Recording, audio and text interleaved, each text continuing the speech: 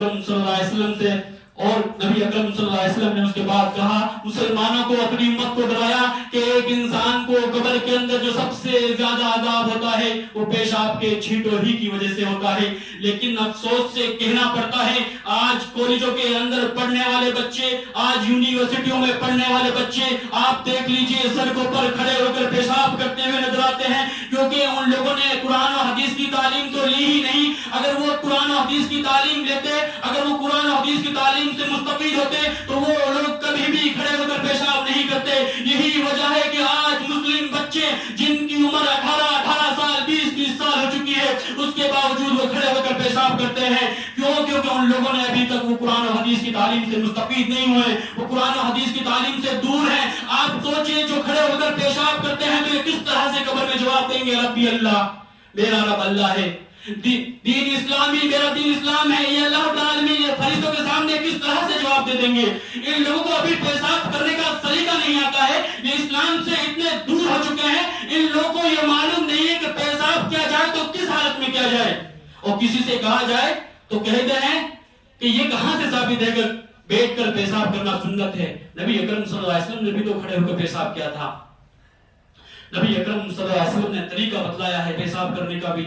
نبی اکرم صلی اللہ علیہ وسلم نے کہا کہ پیشاب اس طریقے سے کیا جائے کہ کپڑوں کے اندر چھینٹے نہ لگیں, پیشاب کے جو ہے نشانات کپڑوں پہ نہ دکھیں.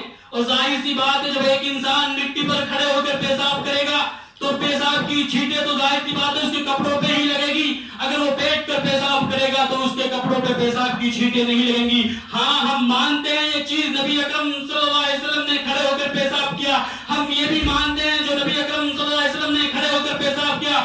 آپ کہہ لیتے ہیں وہ حدیث ضعیف ہے, آپ کہہ لیتے ہیں نبی اکرم صلی اللہ علیہ وسلم نے کوڑی کے پاس پیشاب کیا. نبی اکرم صلی اللہ علیہ وسلم نے اگر کوڑی کے پاس پیشاب کیا تو نبی اکرم صلی اللہ علیہ وسلم بیٹھ کر بھی تو کر سکتے ہیں, بیٹھنے کے زیادہ فائدے ہیں. اگر نبی اکرم صلی اللہ علیہ وسلم نے کوڑی پر پیشاب کیا تو اس کے زیادہ امکانات یہ نکلتے ہیں کہ اس وقت جو ہے کپڑوں پہ زیادہ چھینٹے لگیں. پھر بھی نبی اکرم صلی اللہ علیہ وسلم نے کھڑے ہو کر پیشاب کیا. کیوں کیا؟ ہم اس چیز کو مان تو رہے ہیں کہ نبی اکرم صلی اللہ علیہ وسلم نے کھڑے ہو کر پیشاب کیا. صرف ایک حدیث کی بنا پر ہم مان لیں کہ نبی اکرم صلی اللہ علیہ وسلم نے کھڑے ہو کر پیشاب کیا. نبی اکرم صلی اللہ علیہ وسلم کی پوری زندگی پڑ جائیے, نبی اکرم صلی اللہ علیہ وسلم کا وضو کا طریقہ دیکھ لیجئے. کتنے صحابیوں سے آتا ہے کہ نبی اکرم صلی اللہ علیہ وسلم پاخانے کے لیے جاتے, اتنی دور جاتے کہ نبی اکرم صلی اللہ علیہ وسلم کسی کو نظر نہیں آتے. کتنی حدیث سے ملتا ہے کہ نبی اکرم صلی اللہ علیہ وسلم بیٹھ کر پیشاب کرتے ہیں. صرف ایک ہی حدیث کو کیوں دلیل بنائیں کہ نبی اکرم صلی اللہ علیہ وسلم نے کھڑے ہو کر پیشاب کیا ہے, جب ہم لوگوں کو 100-200 لاکھوں کروڑ حدیثیں مل رہی ہیں کہ نبی اکرم صلی اللہ علیہ وسلم نے بیٹھ کر پیشاب کیا ہے, تو ہم لوگوں کو ان حدیثوں پر عمل کرنا چاہیے. اس کے بعد